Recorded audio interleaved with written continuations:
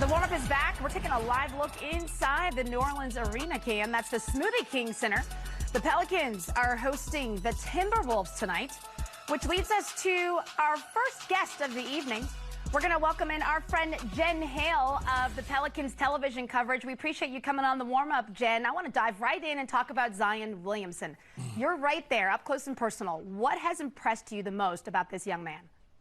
That's what everybody wants to talk about, Stephanie.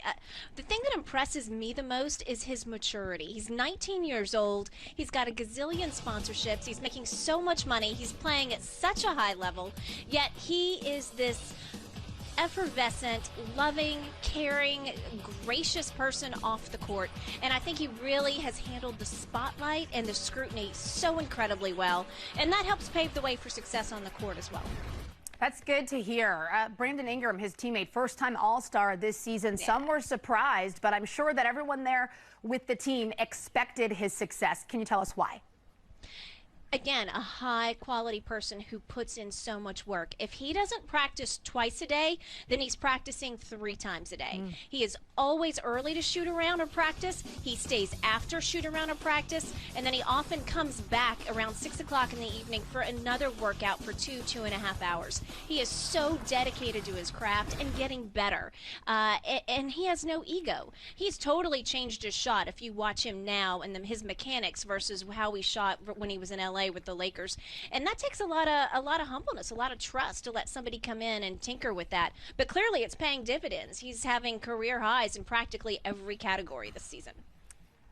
Certainly, and you talk about no ego, and immediately who comes to my mind is Jrue Holiday, someone who established himself as a well-respected veteran and seems to be okay with deferring to the younger stars. Break that down for us a little bit.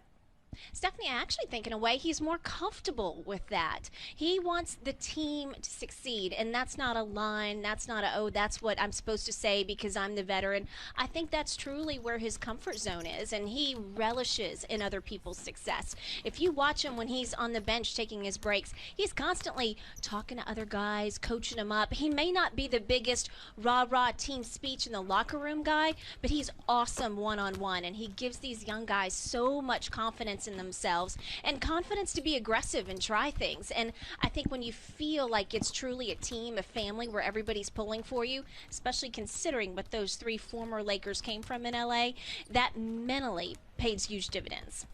Jen, finally, what has the team been talking about? We know that they're on the outside looking in for the playoffs, but are they taking note of the standings daily?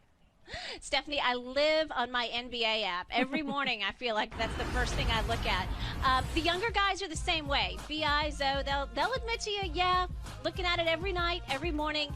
JJ and Jrue, a little more seasoned, and they're at least saying the right things that no, just play your best games and everything will take care of itself. But this team definitely knows what it needs to do. They are not going to be happy if they don't make the playoffs, and they are keenly watching each and every game in the Western Conference to try to figure out what's going to come mid-April. I love that. Jen Hale, thank you so much. We appreciate it. Thanks for having me.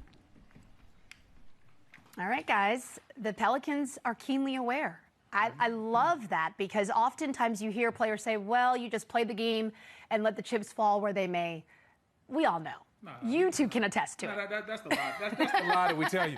We're not looking at the standings. We're just worrying about us. We're just focusing on what we have to do. Listen, that's called, listen, the coach gave me a line of answers that I'm supposed to say to the media. I'm going to repeat these verbatim. But every player that really cares is definitely checking the standings on a day-to-day basis to see how close you are. If you play a game that night, the first thing you're doing is looking to see did Memphis win, did they lose, or what did Portland do. So anytime you're in a playoff chase, and you're chasing that last spot now, you're definitely aware of the competition and what's going on around you. And I like the way this team has been put together. David Griffin has done an excellent job. Zion has been everything we dreamed he could be. Brandon Ingram might be the most improved player in the NBA this season. And then Jrue Holiday has played steady, J.J. Redick. All their veterans have been steady. And I've actually really thought that somebody that's improved his game and has gone underneath the radar is Lonzo Ball. And it's not stellar, but he is a steady point guard now. He's improved his form on his jump shot. He looks a lot more confident. He's really good at kicking that ball ahead and getting those guys involved in the fast break and transition. And I'll tell you what, if they were to get the 8th spot, I don't think they would beat the Lakers, but I think it would be a series where they could get a couple of games and the Lakers might not want that action. Even if they do get in the playoffs, the only thing that'll be good about that is, to me, is that because 3 of the players came from New Orleans, from the Lakers, it'll be a great thing for the NBA. And then you got AD going back. I don't think they'll get a couple of games. 4-1. One is it, at the most, you know what I'm saying? And I think they'll sweep them, really. But then what you're saying is, right now, this team, if Zion would have came in the beginning, it'll be a whole different story because there'll be more, you know, and then people won't be hurt, you know, because you remember they started off, a lot of people were hurt. And I'm really happy that you said something about Lonzo Ball because he is the one that's making everything run and go because he does get the ball up there. He does do the little things and he stays quiet. And he's knocking down shots. He's doing things like that. And then Ingram, he held the fort. He held the fort for him until the young fella came back, and now the young fella is playing very well, and they're playing together. I like this team because the simple fact is they got a lot of upbringing. They got a lot of upside. And once they get on and stay together, and I'm glad that Griffin didn't break this team up or do something at trade deadline. He stayed with what he had to do and wait till his young fella got back. They're going to be okay. Even if they don't make the playoffs, I think they're happy.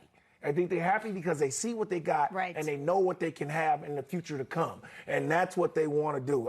You know, that Portland team and that Memphis team with that young fella down there, I don't know how they're going to just give over the 8th spot. But I just think that this team has got a good upside, and I like what I see about them. The best thing that's going to happen with New Orleans this year, whether they make the playoffs or they don't, is the fact that they're going to get experience playing very meaningful games. Because right now, all these games have a playoff-like feel. When you watch that game they played against the Lakers, it was a playoff-type atmosphere. So it's very important that these young guys are playing in games, but it means more when more is on the line and they learn how to win and execute in tough situations, because that's what you really want for your young players.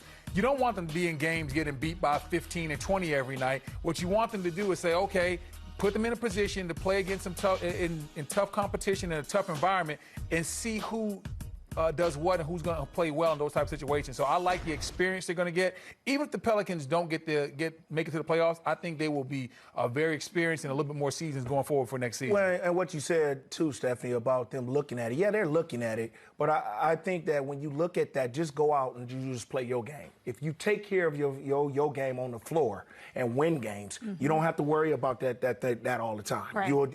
That'll take care of itself, because then you'll put pressure on a lot of people, because then people will start looking at your stats of what you've done and say, oh, did the Pelican team win? Because if you keep continuing to win, then that means they can't continue to lose. They got to continue to win. So what we do is we have to put pressure on that other team, and I think that's what they need to be doing. They think about, you saying meaningful games? Yes, they do. Every night I go out, and what the older guys are saying, like Redick and Drew, win. Just play. And once you win basketball games, it'll take care of itself. The Pelicans are currently 3.5 games out of the 8th spot. Memphis is sitting in 8th, but they're tied, a 3-way tie with Portland and Sacramento. So that's why it is so tight.